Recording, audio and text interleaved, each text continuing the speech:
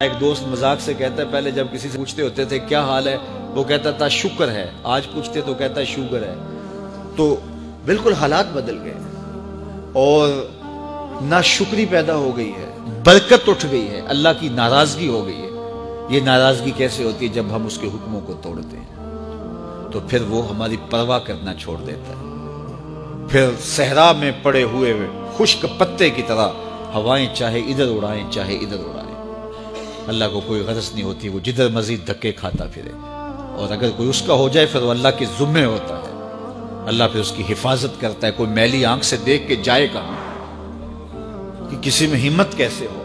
حضرت سفینہ رضی اللہ تعالیٰ عنہ جنگل میں بھٹک گئے تو انسانی بھوک سونگ کے شیر جب حملہ آور ہونے کے لیے قریب آیا تو حضرت سفینہ رک گئے اور شیر کی آنکھوں میں آنکھیں ڈال کے کہا، اور جنگل کے بادشاہ جانتا نہیں میں کون ہوں؟ میں رسول اللہ کا نوکر ہوں۔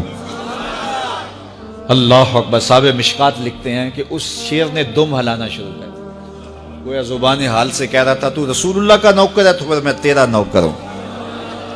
اللہ اکبر۔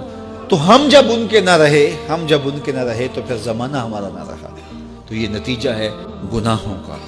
اللہ اکبر۔ تو ہم اپنے کاروبار کو جب صاف ستھرا رکھیں گے، پاکیزہ رکھیں گے تو طمانینت ملے گی، سکون ملے گا، قرار ملے گا۔ اللہ کے محبوب علیہ السلام کے ایک صحابی گھوڑا فروخت کر رہے ہیں تو ایک صحابی اور آئے تو انہوں نے کہا کہ یہ گھوڑا بیچتے ہو؟ کہا ہاں بیچتا ہوں۔ کتنے کا؟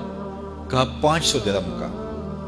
تو عرب گھوڑے کے اوپر سواری کر کے چیک کرتے تھے، دیکھتے تھے، ٹرائی لیتے تھے۔ تو گھوڑے کے اوپر جب ٹرائی لی نا تو واپس آ کے کہا کہ اس کا 600 درہم لوگے؟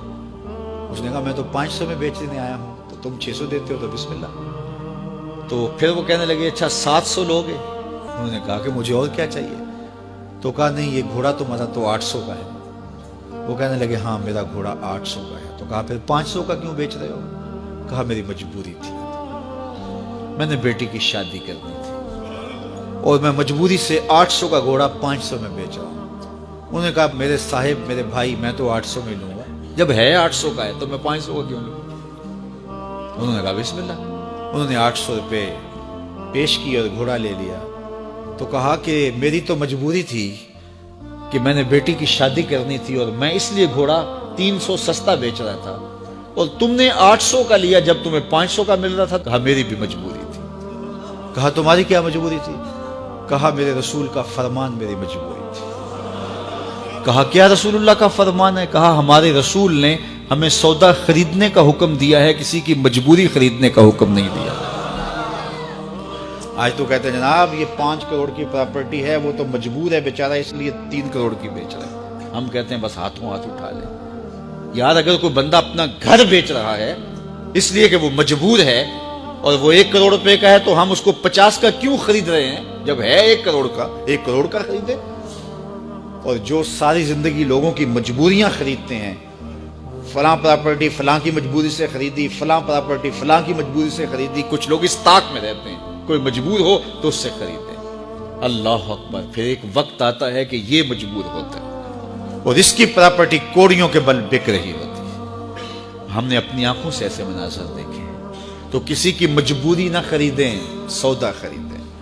طاق میں نہ رہیں کہ کوئی مجبور ہو تو سستا بیچے، جو اس کی قیمت ہے اس کی قیمت سے لیں، پھر دیکھنا کہ عرش کا رب اس کے اندر برکت کتنے ڈالتا ہے۔ شیخ سعدی فرماتے ہیں میں رود بار کے جنگل میں تھا تو ایک آدمی چیتے پہ سوار اور ہاتھ میں سانپ کا کوڑا پکڑا میرے پاس آ کے رکتا ہے۔ تو سانپ کا کوڑا ہاتھ میں اور چیتے پہ سوار، تو میں ڈر گیا۔